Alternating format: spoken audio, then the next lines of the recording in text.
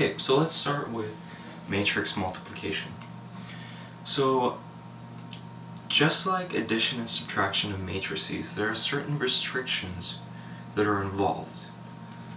For example, one of these is that you need to have the same number of rows in one as you have columns of the other, and vice versa. So we see here that this is a 2 by 3 matrix multiplied by a 3 by 2 matrix. This is the order of the matrix, and you should remember this as we talked about it in at least 2 of the previous lessons. Now, so what do we notice about the multiplication of these two?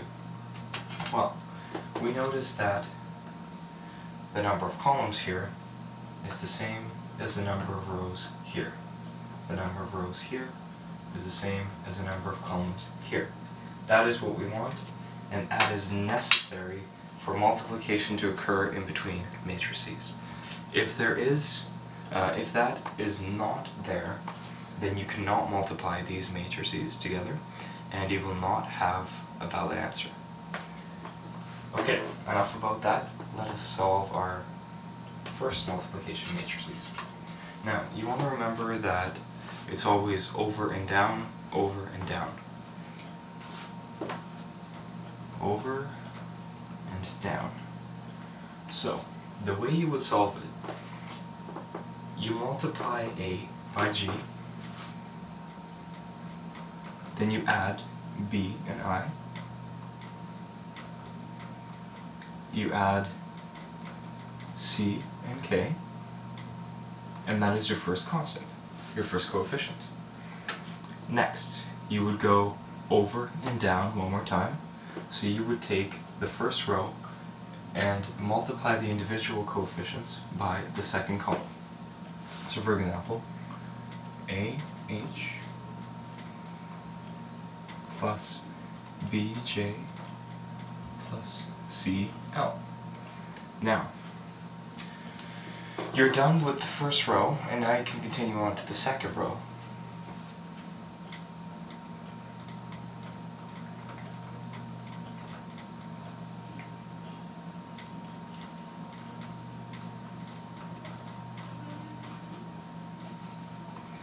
And that is how you multiply two matrices together. Now, seeing as these two have a perfect order, I'd like to show you a one that wouldn't make sense to multiply together. For example, if you have... Now, since we're going over and down, we do not have enough rows in the second one to accompany 1, 2, 3, 4, the 4 columns that we have in the first one. So this would not give you a valid answer.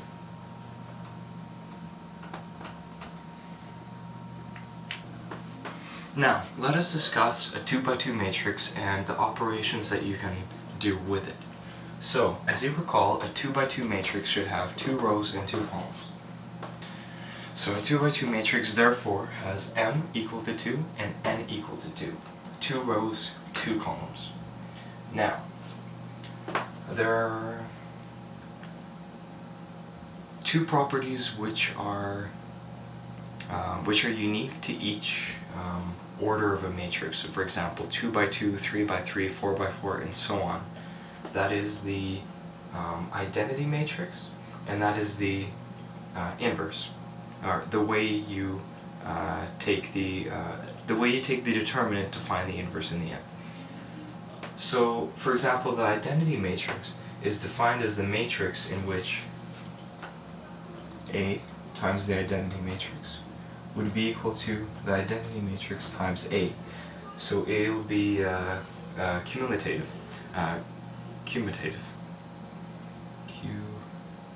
You'd be commutative.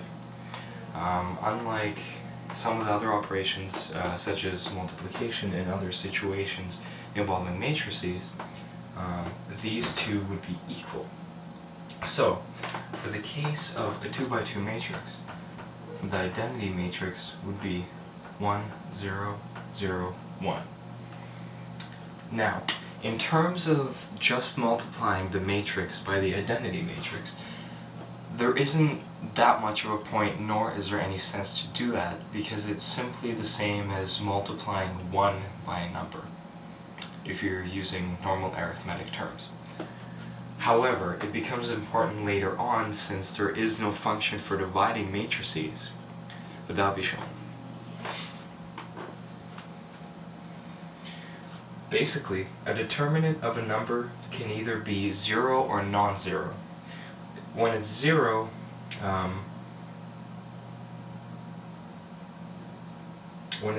it's singular. When it's non-zero, it's non-singular. So, to find the determinant, now, to figure out the inverse of the matrix, for example, the inverse of a 1, 3, 5, 7, to figure out the inverse of a matrix, we denote it as a negative 1. Now, to do so, you need to figure out the determinant first. Now, using the law that we found above, the determinant of matrix A is equal to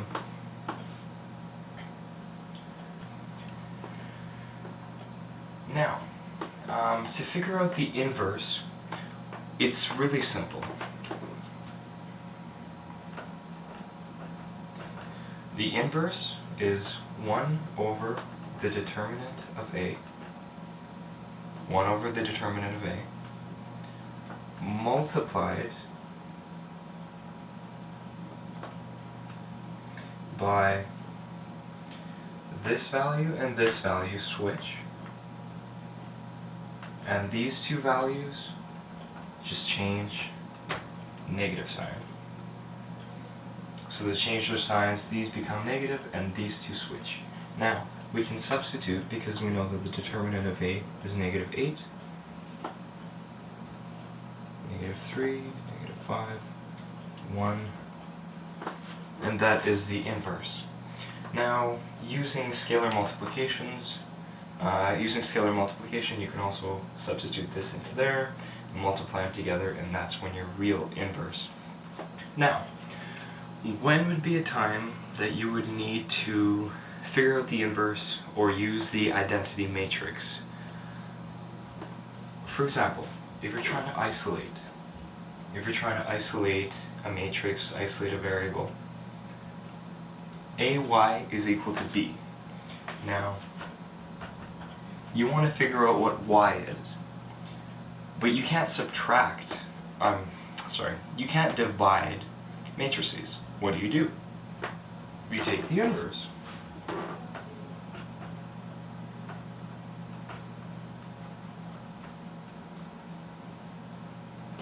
So what you do to one side, you do to the other side. So now you have the inverse of A on both sides. You have A, Y, and B.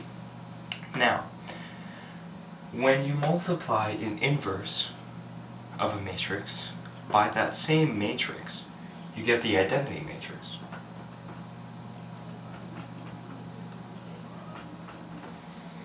And what happens when you multiply any matrix with an identity matrix? Well, it's analogous to multiplying by 1. So this is now erased. Now, you've isolated Y, and now you can solve by doing multiplications of matrices. Thank you for watching.